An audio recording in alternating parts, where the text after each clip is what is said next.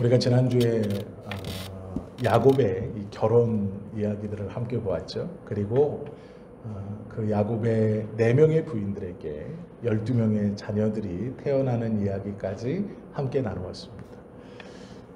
레위는 그 야곱의 12명의 아들 중 한 명입니다. 그런데 레위는요, 특별하게 하나님께서 구별하시어서 하나님에게 제사를 드릴 수 있는 그러한 특권 아니면 그러한 은혜들을 담당케 하셨죠.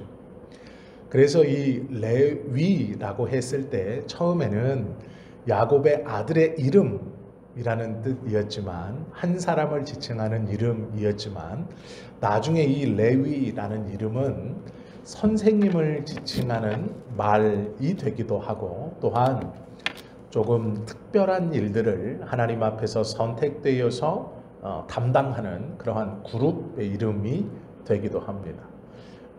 레위는 한 핏줄이었고 또 모두 한 자손입니다. 하나님께서 오늘 본문에 보시면 모세에게 말씀하시는데요, 뭐라고 말씀하셨냐면, 너는 지금부터 내가 하는 말을 잘 듣고 이스라엘 백성들에게 그대로 말해야 한다. 그 말의 요지가 무엇이냐면, 가나안 땅에 들어가서 땅을 분배받거든 어떤 지파는 많은 땅을 분배받고 또 어떤 지파는 적은 땅을 분배받습니다. 그 땅을 많이 받는 지파는 족속이 많아서 많이 분배받는 것이고, 적은 땅을 분배받는 지파는 그 족속 수가 적어서 적은 땅을 분배받는 것입니다. 땅을 분배받은 후에 그렇게 끝내지 말고 11족속이 가나안 전체를 공평하게 족속의 수대로 나눠받되 그 11족속 모두에게 꼭 지켜야 할 것이 있으니, 첫 번째는 레위인을 위해서 성 42개를 내어주어라 라고 말합니다. 성 42개를 내어준 다음에 그 성을 하나 주고 그 성 동서남북으로 1000규빗, 한 규빗은 여기 손끝에서부터 팔꿈치까지입니다. 여기서부터 여기까지가 한 규빗이에요. 그러면 요 한 규빗을 기준으로 성문에서 동서남북으로 1000규빗을 먼저 땅을 재어 주어라. 이렇게 여기서부터 여기까지 한 규빗인데요, 이렇게 재어서 1000번을 해서 쭉 직선으로 떼어주고, 그곳은 목초지여야만 합니다. 목초지라는 게 무엇이냐면 이 풀밭이라는 말이에요. 그러면 레위인에게 주는 성 42개가 어디에 있어야 되냐면 목초지에 있어야 돼요. 풀밭 가운데. 그런데 그 풀밭도 동쪽으로는 풀이고 서쪽으로는 황무지면 안 되는 겁니다. 동서남북 1000규빗이 다 풀밭이어야 돼요. 그러면 이 성이 좋은 땅에 있다는 얘기입니다. 자기들이 받은 이 땅에서 성을 하나 두고 그 성을 뺑 둘러서 1000규빗이 풀밭이고 목초지어야 한다는 말은 그 성이 좋은 데 주어야 한다라는 뜻이에요. 물이 있고 풀이 있는 곳에 주어야 한다. 왜 그러냐면 레위인들에게 성을 하나 주고 그 성 동서남북 1000규빗이 이 레위인들의 짐승들이 사는 곳이기 때문이에요. 하나님께서 이렇게 말씀하신 이유가 있어요. 왜 그러냐면 유대인들은 가나안 땅에 들어가면서부터 이스라엘 민족은 정착 생활을 시작합니다. 그들은 이제 농사도 짓기도 하고 여러 가지 것들을 하지만 그들의 주된 삶의 그런 큰 일은 목축이었습니다. 여전히. 그래서 성경에 보시면 이 가나안 땅에 정착한 여러 성경의 주인공들이 양을 몰고 염소를 몰아서 풀을 뜯기러 3일 길도 가고 4일 길도 가고 막 하는 게 나와요. 그런데 유일하게 레위인들만은 옮겨 다닐 수 없었습니다. 정해진 성에서 양도 풀을 뜯으려면 그 1000규빗 안으로만 양들을 몰고 다녀야 되는 거예요. 그래서 동서남북에 목초지가 있는 1000규빗 안에 있는 성을 주어라. 이 말이 뭐냐면 벗어나지 못하게 하라라는 말이에요. 레위인들에게도 떠날 생각하지 마라. 이런 말이에요. 이런 성이 42개, 그리고 그 1000규빗 밖으로 또 2000규빗을 레위인들의 땅으로 주라고 말합니다. 1000규빗은 동물들을 사육할 수 있는 목초지로 주고 그 밖으로 또 2000규빗을 그 레위인들의 사유지로 주어라 라는 것이죠. 양만 키워서는 먹고 살 수 없으니까 여러 가지 일들을 할 수 있도록 다시 그 1000규빗 밖으로 2000규빗을 주어서 그 땅은 매매가 불가능한 땅입니다. 지파 안에 있지만 그 지파의 소유가 아니고 레위인의 소유이면서 레위인조차도 그 땅을 팔지 못하도록 합니다. 이것이 하나님께서 모세에게 레위인을 위해서 성 42개를 주라라고 말한 그런 의미고요. 하나님이 또 구별하여서 성 6개를 더 주라고 말합니다. 그래서 48개를 총 레위인을 위해서 주라고 그러는데요. 이 6개는 42개는 이스라엘 백성들에게 하나님이 레위인을 위해서 주라라고 말한 것이고요. 성 6개는 너희들을 위해서 필요하다 이렇게 말씀하시는 거예요. 이게 무슨 얘기냐면 이 6개의 성은 좀 특별한 성입니다. 그게 무엇이냐면 도피성이에요. 이스라엘 백성들 중에 부지불식간에 죄를 지었을 때 그 분노함으로 인하여 자기가 오해가 있어 다투다가 실수로 사람을 죽였어요. 그러면 이 사람의 가족들이나 형제들은 바로 보복하려고 하겠죠. 그 분노가 있고 자초지정이나 어떤 일들을 알아보기 전에 우선은 내 형제, 내 자녀가 죽었으니 그 보복을 하려고 할 겁니다. 그때 그런 오해가 생기거든 이들은 가까운 도피성으로 달려서 피해 있을 수 있었습니다. 그 도피성에 들어가면 이 사건의 전말이 자세히 밝혀질 때까지 보복하지 못했어요. 그래서 이스라엘 백성들은요, 여호수아가 나중에 땅을 분배하면서 이 도피성을 큰 도시에서 사흘길, 즉 3일을 밤낮을 달려 뛰어가면 들어갈 수 있는 거리에 둡니다. 그래서 6개가 이스라엘 전역에 흩어져 있어요. 큰 성읍을 중심으로 사흘길 정도, 3일을 막 달려가면 갈 수 있는 곳, 그런 곳에 하나씩 이렇게 6개가 위치하게 되어집니다. 이 48개의 성에 레위인들은 흩어져 살았습니다. 모든 11지파는요, 다 지파별로 뭉쳐 살았어요. 땅을 이렇게 지역별로 주었습니다. 유다 지파는 이곳, 베냐민은 이곳 이렇게 준 거예요. 그런데 이 레위 지파만 유일하게 그 11지파 사이사이에 들어가서 살게 하고 이동하지 못하게 했어요. 움직이지 못하게 했습니다. 다른 지파들은 이동할 수도 있었어요. 그 지파가 구심점이긴 이었지만 여행이 자유로웠습니다. 그런데 레위인은요, 이동하지 못하게 했어요. 자신의 삶의 터전이나 어떤 것들을 옮겨가지 못하고 그 성에 서만 살도록 하나님께서 명령하셨어요. 모세가 이 말을 듣고 레위인들과 이스라엘 백성들에게 이 이야기를 그대로 합니다. 우리가 아직 가나안 땅에 들어가진 않았지만 하나님께서 나에게 말씀하셨다. 우리가 이제 가나안 땅에 들어가 그 땅을 정복할 것인데 정복하면 레위인들을 위해서 42개의 성을 주고 그 성의 요건은 이러이러하다.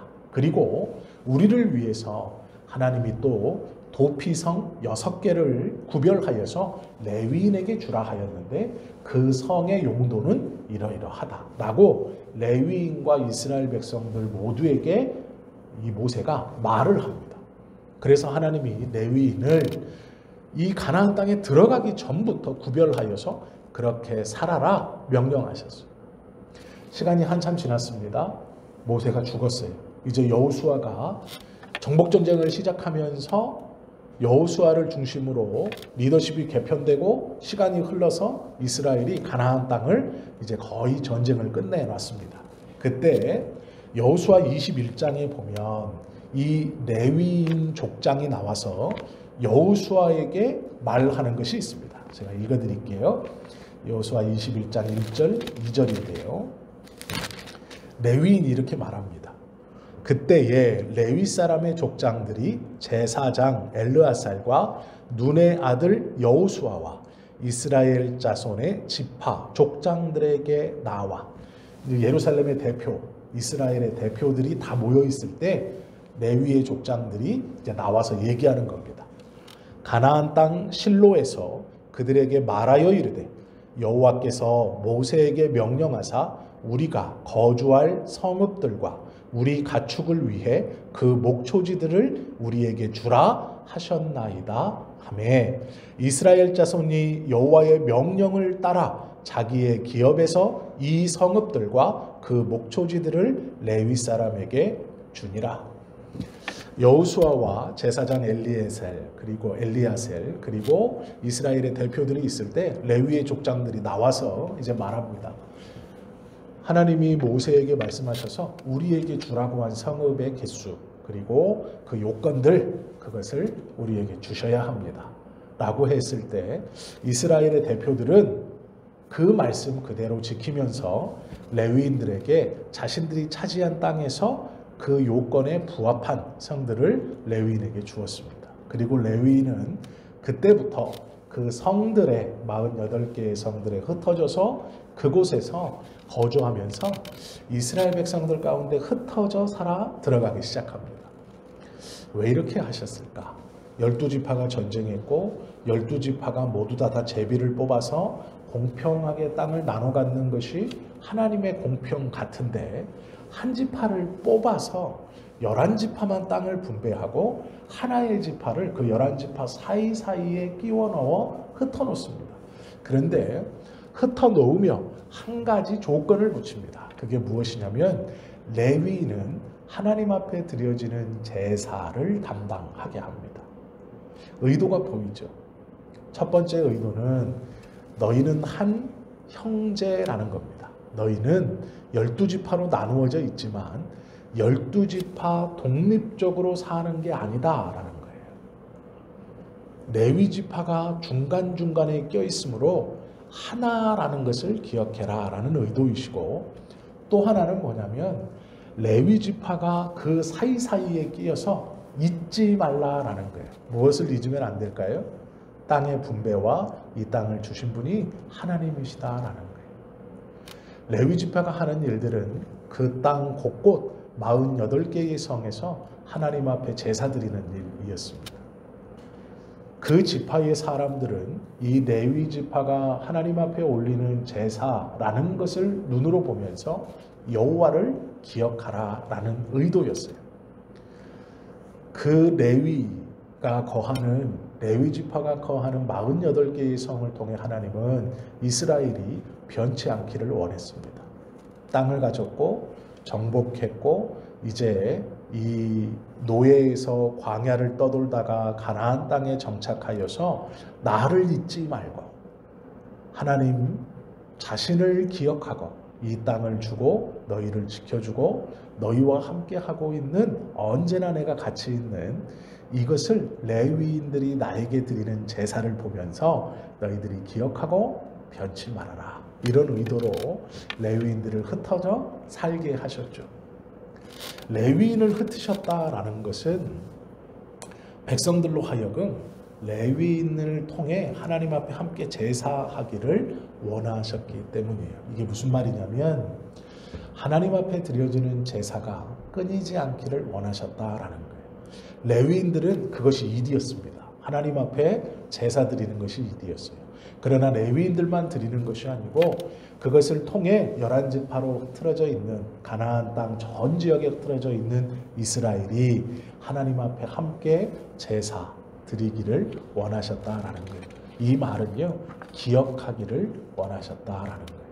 하나님을 잊지 말고 계속해서 기억하기를 하나님이 원하셨어요. 그래서 이들을 흩으셨고 사이사이에 집어넣고, 또한 그 사이사이에 집어넣어 이들이 제사할 때 온 이스라엘로 그 제사의 대상인 하나님 여호와를 기억하라라는 것이 의도였죠. 두 번째 의도가 있습니다. 무엇이냐면 이스라엘 백성들의 타락을 방지하기 위해서예요. 가나안 땅에 들어왔을 때 하나님께서 가나안 땅을 어떻게 정복하라고 명령하셨냐면 상징적으로 아무것도 소유하지 마라. 모든 것들을 다 불살라라. 이 말이 뭐냐면 여리고성에서도 전리품을 갖지 못하게 하신 이유, 그리고 이 가나안에 큰 전쟁이 났을 때 그 큰 전쟁에서 전리품을 챙기지 말라고 하세요. 왜 그러냐면 이건 상징적인 것인데요. 이것은 악한 것이므로 너희가 가까이 하지 않는 것이 좋다라는 의미예요. 그리고 나의 전쟁에서 내가 이 전쟁을 주도하니 전리품이 내 것이다 라는 말, 이 말은 너희의 몫이 아니다라는 거예요. 즉 이것은 너희의 몫이 아니에요. 그렇기 때문에 이스라엘에게 희년이라는 제도가 있었습니다. 무엇이냐면 50년이 지나면 자기 것이 아니기 때문에 하나님이 이 사람에게 맡겼던 A라는 사람이 B라는 사람이 C라는 사람이 땅을 받았습니다. 그런데 A라는 지역이 약탈을 당하고 약탈을 당하면서 양도 다 뺏기고 가족들도 포로로 노예로 끌려가고 그의 농사도 망쳤습니다. 그러면 A라는 사람을 원래 B와 C가 도와주어야 합니다. 같이 먹고 살아야 돼요. 그런데 A, B, C 모두 다 이방 민족이 들어와서 약탈을 다 해갔습니다. 그럴 때는 먹고 살 수 있는 방법이 없죠. 서로가 서로를 도울 수 없죠. 어떻게 했느냐? 그때는 A, B, C는 원래 한 지파이므로 서로를 도와야 돼요.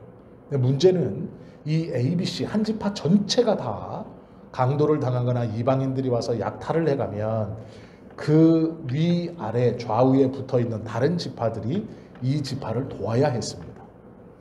이것이 한 형제라는 의미였는데 문제가 생기는 게 무엇이냐면 이것이 한 번에 끝나는 게 아니라 몇 번, 몇 년, 때로는 40년, 50년, 60년이 반복되어집니다. 지속되어져요. 그러면 이들은 주변에 있는 지파들이 자신들을 도와서 먹고 살 수는 있지만 이 땅을 경작하거나 지켜낼 힘이 없어요. 그때 어떻게 하느냐? 이 땅을 다른 지파에게 붙입니다. 이 붙인다는 얘기가 소유권을 넘겨줘요. 그러면 그 소유권을 받은 지파는 자신들의 사람들, 백성들을 이 다른 지파로 내려보내서 그 땅을 복원시켜줍니다. 울타리도 다시 만들어주고 와서 노동력도 해주고 그렇게 공짜로 할 수 없으니 어떻게 하느냐? 50년간 이 땅을 자기 땅처럼 소유하는 거예요.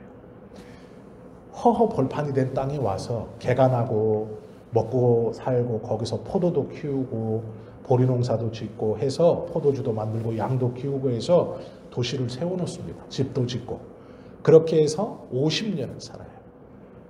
50년을 살면 50년째 어떻게 해야 되느냐? 이들은 여기서 기반을 잡고 번 것을 가지고 돌아가고 그곳에서 원래 살던 사람들이 다시 돌아와서 사는 거예요. 공짜로 재건해 주는 게 아니고요. 처음에는 이런 제도였어요. 희년이라는 게 어떤 지파가 일어날 수 없는 큰 해를 당하면 그 주변의 지파들이 이 지파의 땅을 지켜주고 개발시켜주면서 그것에 막대한 돈이 들어가고 희생이 들어가니 50년, 49년 동안 이곳에 나는 소산물을 너희가 나누어 가져라. 그러나 이곳에 원래 있던 사람들을 굶겨 죽이면 안 되잖아요. 그러니까 그들과 함께 개발하는 거예요.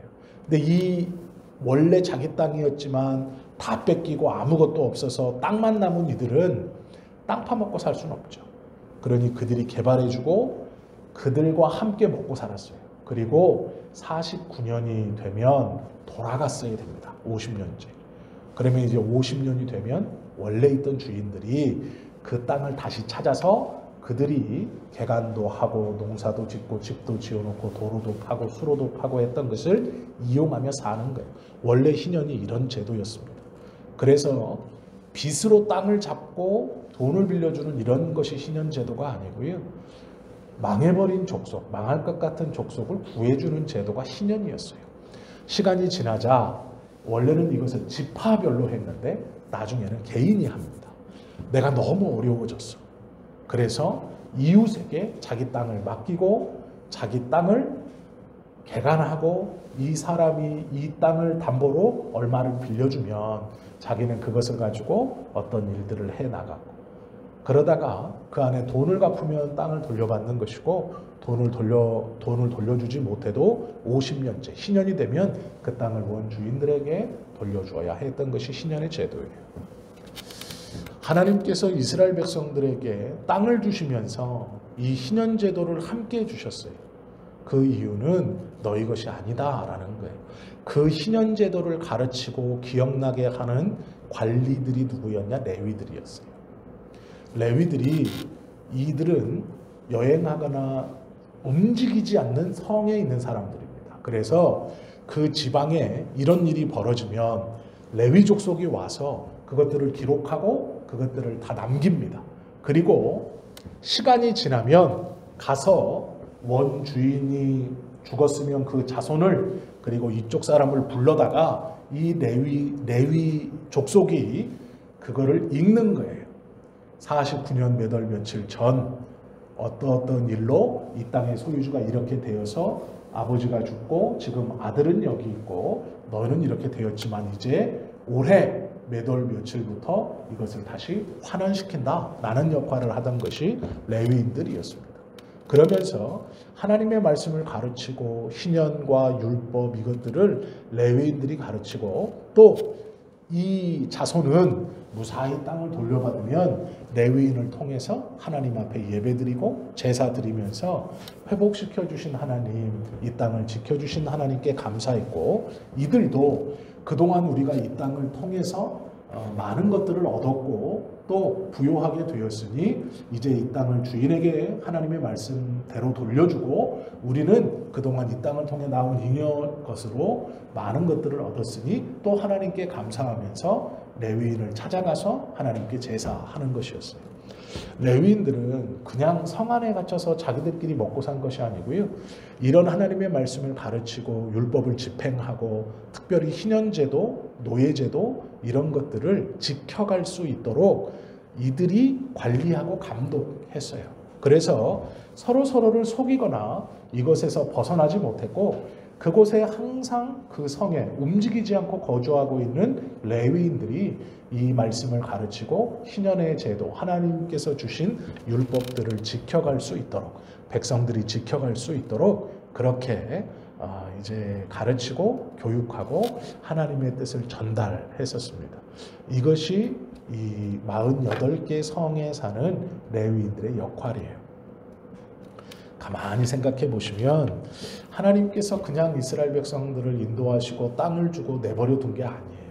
하나님은 이 레위인들을 통해서 이스라엘 백성 전체가 하나님에 대한 믿음과 율법을 지킬 수 있도록 안전장치를 주신 것이죠. 그리고 그들도 충분히 그것을 통해 살아갈 수 있도록 하신 거예요. 그런데 나중에 우리가 아는 것처럼 레위인들이 그 성을 떠나서 다 흩어지고 사라져 버립니다. 왜 그러냐면 레위인이라는 것이 불리해지는 때가 와요.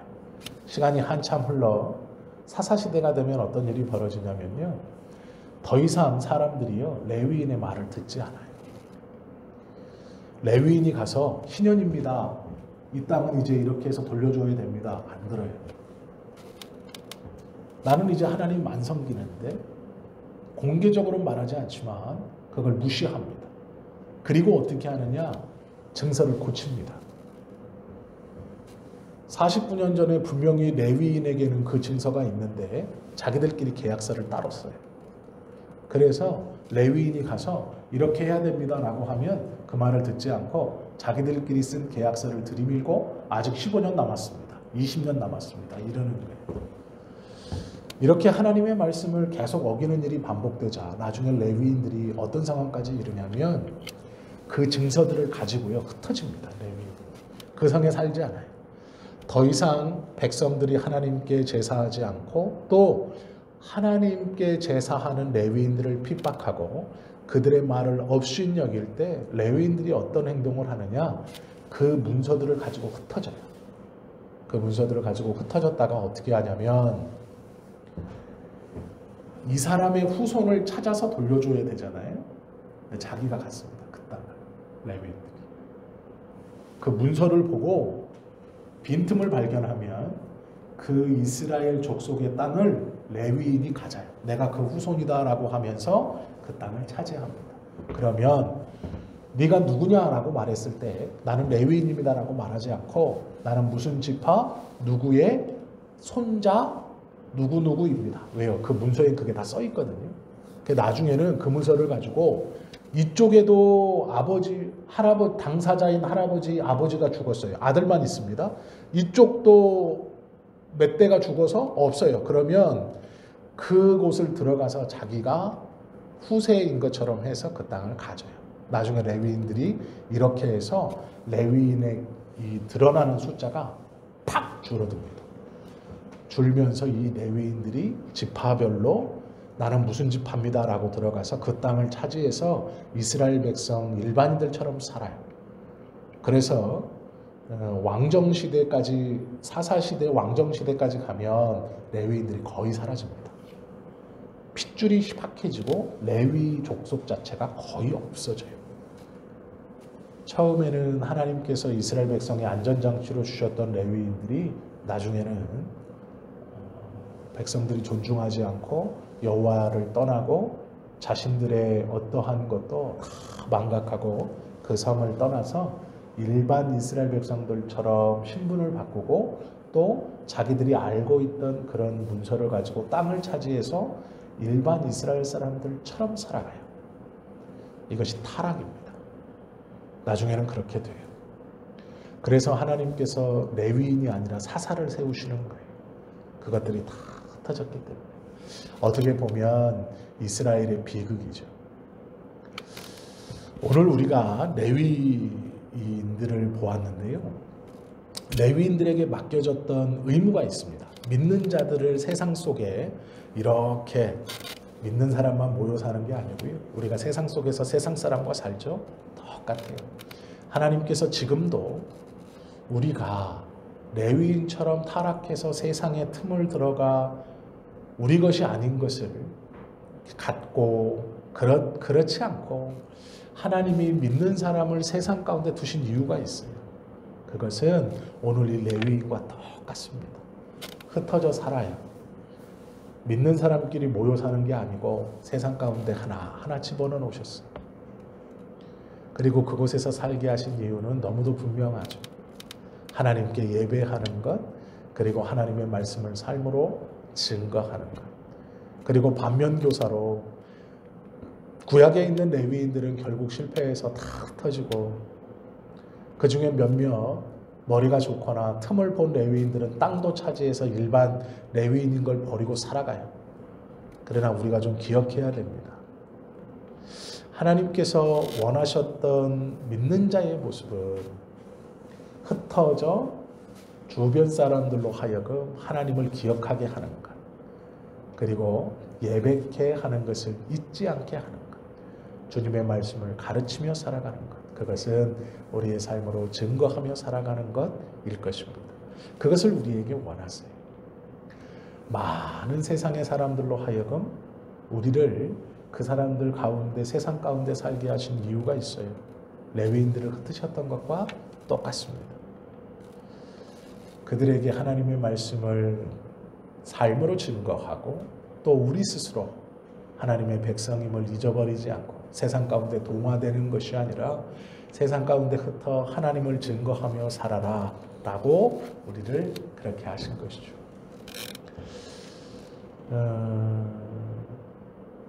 교회에는요, 선배 목사님들이 해주시는 말씀이 있어요. 그게 뭐냐면 수요 예배에는 보통 30%의 성도들이 출석합니다. 자신의 교회의 30%. 수요 예배는 새벽 예배는 10%. 그러니까 새벽 예배 한 명 나오면 그 교회 성도 10명 정도라고 판단해요. 그리고 수요 예배는 30% 정도 성도가 나온대요. 제가 사람 수를 말씀드리는 게 아니고요. 왜 이 말을 드리냐면 우리가 한자리에서 함께 주일을 다 예배하고 있지만 물론 하나님께서 다 사랑하시고 나름대로 하나님께서 지키시고 성도로 부르셔서 사명도 소명도 맡겨주시고 각자의 자리에서 자기 자리를 지키고 있지만 주중에 예배를 함께 드린다는 것은 참 놀라운 일이죠. 일주일의 중간인 수요일에 모여서 예배하는 것, 이건 참 놀라운 겁니다. 해외에 가면 이 주중에 예배 드리는 교회가 없어요. 아무리 경건한 교회를 가봐도 주일에 예배를 드리지 한국 교회처럼 이렇게 수요일 또 금요일 새벽 이런 예배가 없어요. 수요일 저녁에 함께 오셔서 우리가 예배를 드리고 또 하나님의 말씀을 나눈다는 건 굉장히 귀한 것이죠.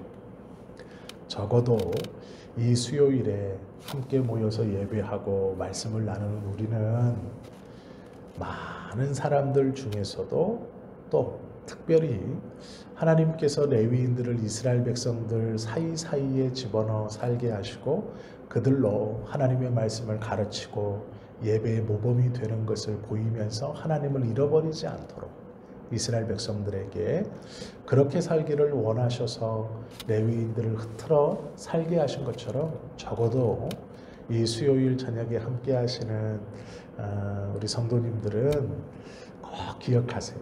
내가 우리 교회에서 그리고 이 사람들 사이에 살면서 내가 예배로 또 내 삶으로 하나님을 기억하게 하고 말씀을 저들이 지킬 수 있도록 하게 하고 내가 그런 모범을 보이며 사는 레위인과 같은 사람들이다 라고 생각하시면 좋을 것 같아요.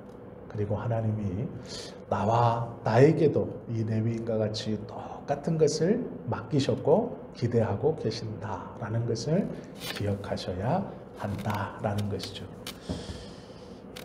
교회는 도피성과 같은 곳이고요. 또 레위인들의 거처와 같은 곳이에요. 우리가 함께 이곳에서 하나님의 말씀을 배우고 또 성경의 말씀을 통해서 우리의 신앙을 돌아보고 또 새롭게 결단하고 그것을 통해 하나님이 기뻐하시는 신앙인의 삶을 살아가는 것. 하나님이 우리에게 이 수요일 저녁 예배를 허락해 주신 이유일 겁니다. 오늘 말씀 기억하시고요. 기도하시면서 하나님 내가 처음 맡겨주셨던 이 레위인처럼 성도로 세상 가운데 그렇게 살아갈 수 있기를 원합니다. 라고 기도하시고 그 기도하신 대로 살아가실 수 있는 우리 모두가 되시기를 예수님의 이름으로 축원합니다. 기도드립니다.